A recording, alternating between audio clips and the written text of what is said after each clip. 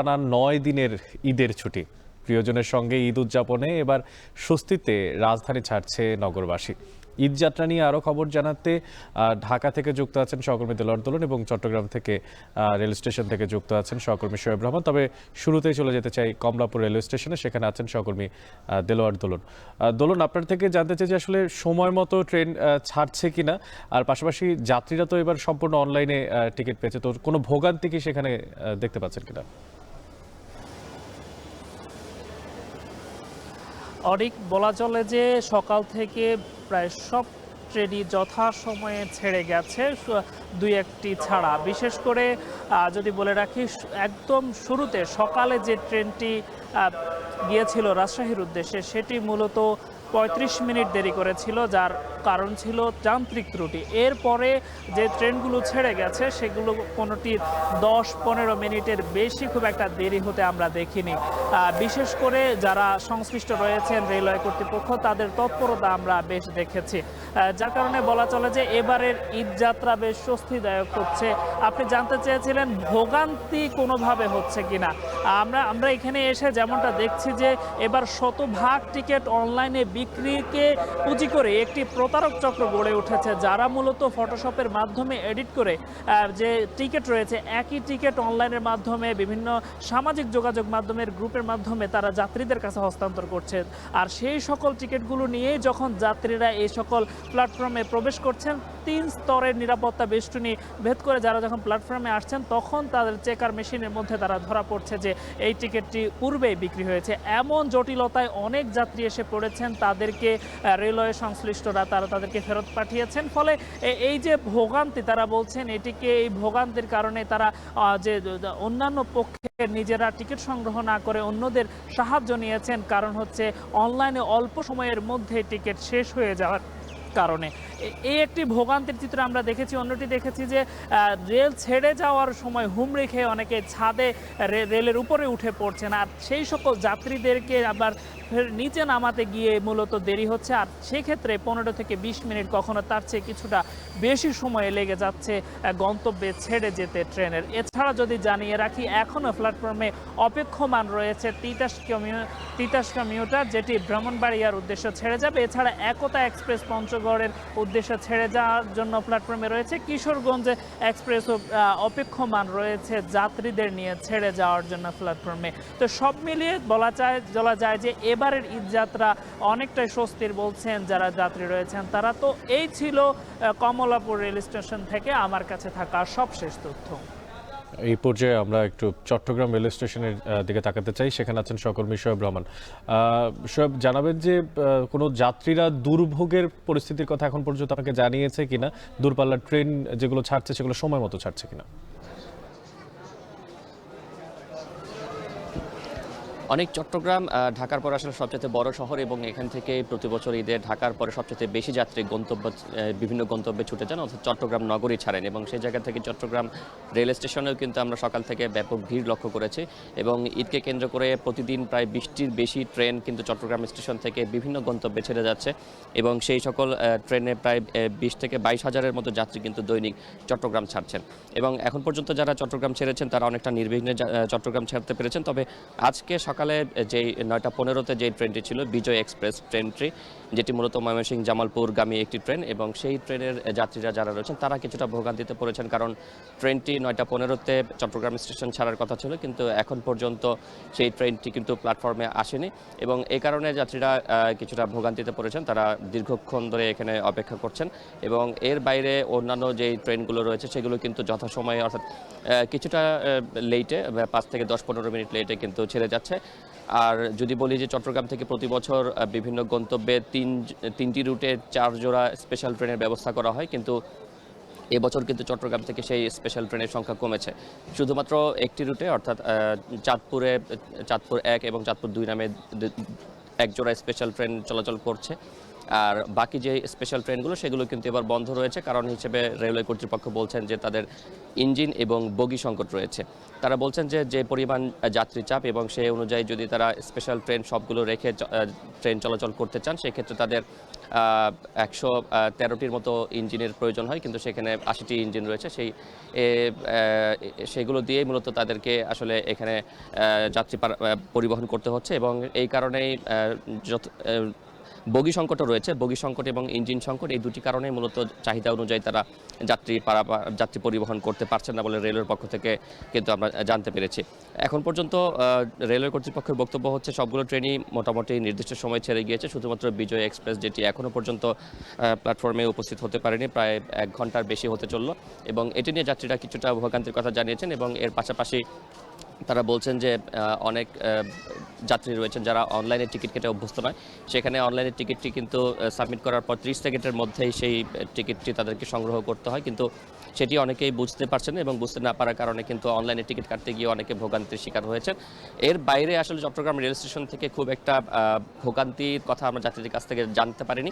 শুধুমাত্র আজকে একটি ট্রেন একটু লেট হচ্ছে এবং 1 ঘন্টার বেশি লেট হওয়ার কারণে যাত্রীরা আপনি দেখতে পাচ্ছিলেন যে পুরো প্ল্যাটফর্ম ভর্তি যাত্রী, তারা দীর্ঘক্ষণ ধরে অপেক্ষা করছেন। এই তীব্র গরমের মধ্যে নারী শিশু প্রত্যেকেই অপেক্ষা করতে গিয়ে অনেকটা ভোগান্তির শিকার হচ্ছেন। অনেক আমাদের সঙ্গে রেল পথের সারা দেশ থেকে চট্টগ্রাম এবং ঢাকা থেকে যুক্ত ছিলেন সহকর্মীরা, জানাচ্ছিলেন রেলপথে ঘরে ফেরা মানুষদের সবশেষ খবরাখবর। এবার একটু সড়ক পথের দিকে তাকাতে চাই, সেখানে ঈদ যাত্রার খবর জানবো। গাবতলী বাস স্ট্যান্ডে আছেন সহকর্মী বাইজিদ সাদ, এছাড়া গাজীপুরে আছেন ইফতেখার রায়হান আর সাভারে আছেন হুমায়ুন কবির। শুরুতেই চলে যেতে চাই সাদদের কাছে। সাদ, আপনার কাছে জানতে চাই যে এই যে গাবতলীতে যে সমস্ত যাত্রীরা পরিবহনের জন্য অপেক্ষা করছেন, তাদের থেকে অতিরিক্ত ভাড়া নেয়ার কোনো প্রসঙ্গের কথা আপনি এখন পর্যন্ত জানতে পেরেছেন কিনা? আমাকে কল দেন।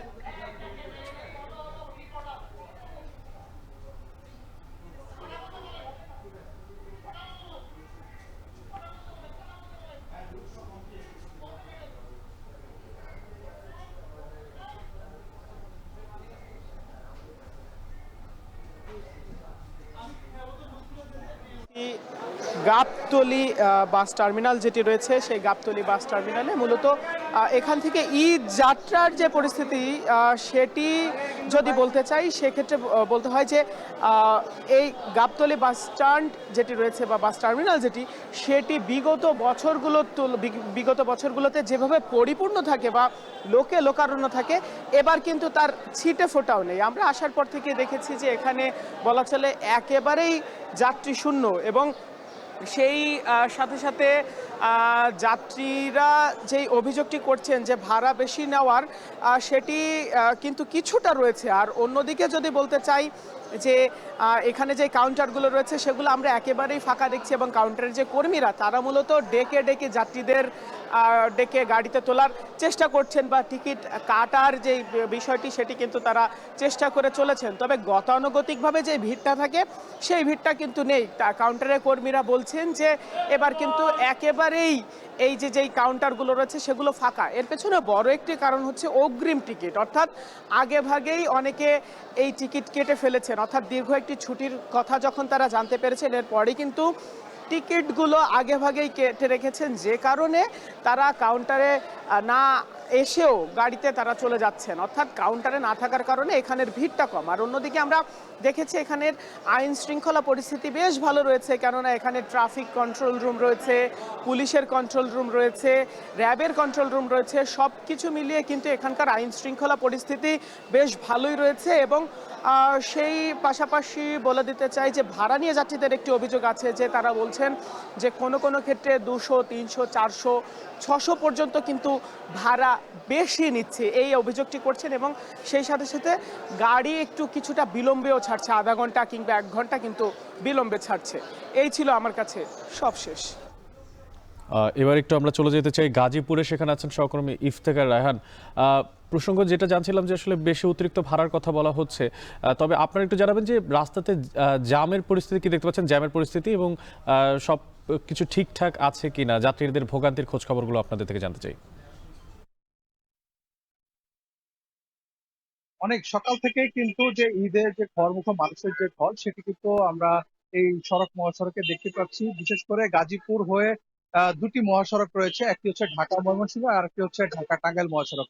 এবং এই দুটি মহাসড়ককেই প্রতি বছর উত্তরাঞ্চলের আহ প্রায় 32টি জেলার মানুষ কিন্তু এই দুটি মহাসড়ক হয়ে চলাচল করে। আমরা সকাল থেকে দেখছিলাম যে ঢাকা ময়মনসিংহ মহাসড়কের টঙ্গী থেকে চান্দনা চৌরাস্তা এবং শালনা পর্যন্ত বেশ কয়েকটি স্থানে কিন্তু থেমে থেমে যানজটের সৃষ্টি হয়েছে।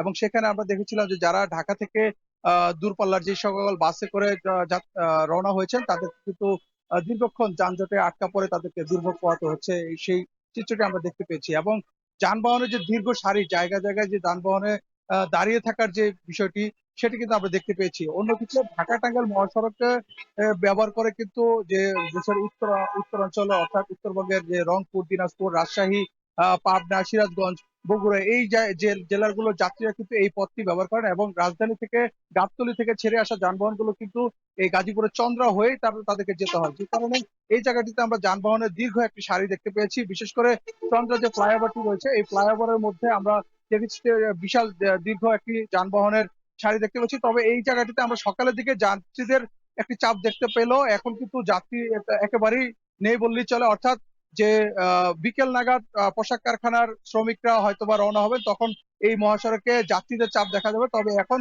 যানবাহনের চাপ রয়েছে, তবে যানজট সেটি কিন্তু নেই, থেমে থেমে গাড়ি চলাচল করছে। এবং এখানে কিন্তু মহাসড়কটিকে কিন্তু দুইটি ভাগে ভাগ করে দেওয়া হয়েছে। অর্থাৎ যে গাড়িগুলো রাজধানী থেকে গাবতলী হয়ে সাভার হয়ে এই উত্তরবঙ্গের দিকে যাবেন, সেই গাড়ি যারা যাত্রী নেবেন তাদেরকে কিন্তু বাস কাউন্টার গুলোর সামনে একটি আলাদা সড়ক ডিভাইডার দিয়ে ভাগ করে দেওয়া হয়েছে। অর্থাৎ তারা সেখানে যাত্রী নিতে পারবেন।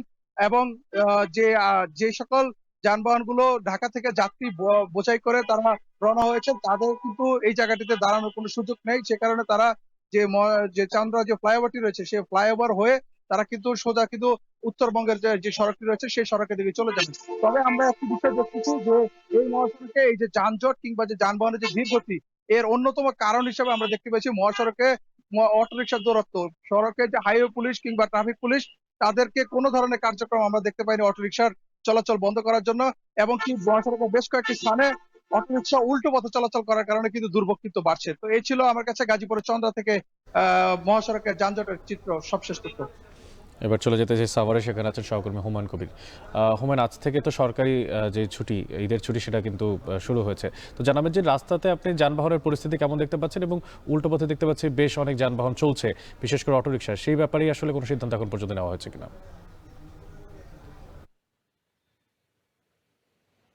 অনেক সরকারি ছুটির পাশাপাশি কিন্তু বেসরকারি যেসব গার্মেন্টস ফ্যাক্টরি, কলকারখানাগুলো রয়েছে সেগুলো কিন্তু পর্যায়ক্রমে ছুটি দেওয়া হচ্ছে। আপনি নিশ্চয়ই জানেন যে সাভার এবং আশুলিয়া হচ্ছে শিল্পাঞ্চল। এই শিল্পাঞ্চল সাভার আশুলিয়ার কলকারখানাগুলো কিন্তু গত পরশু থেকেই কিছু কিছু করে ছুটি দেওয়া হচ্ছে এবং তারা কিন্তু দাঁড়িয়ে টানে বাড়ি ফিরছেন। তো গতকাল যেসব কারখানাগুলো ছুটি হয়েছিল সেসব কারখানাগুলোর শ্রমিকরা কিন্তু রাতভর গিয়েছে এবং সকাল থেকেও কিন্তু আমরা দেখেছি তারা নারীটাতে বাড়ির পথে কিন্তু পাড়ি জমিয়েছেন। সে কারণে সড়কে কিন্তু যথেষ্ট চাপ ছিল। কিন্তু 10টার পর 9:30টার পর থেকে কিন্তু আমরা সড়কে চাপ আস্তে আস্তে কমতে দেখেছি। যানজট বলতে যেটি বোঝানো হয় সেটি কিন্তু আসলে নেই, তবে কিছুটা ধীর গতি রয়েছে। অটোরিকশা এবং সহ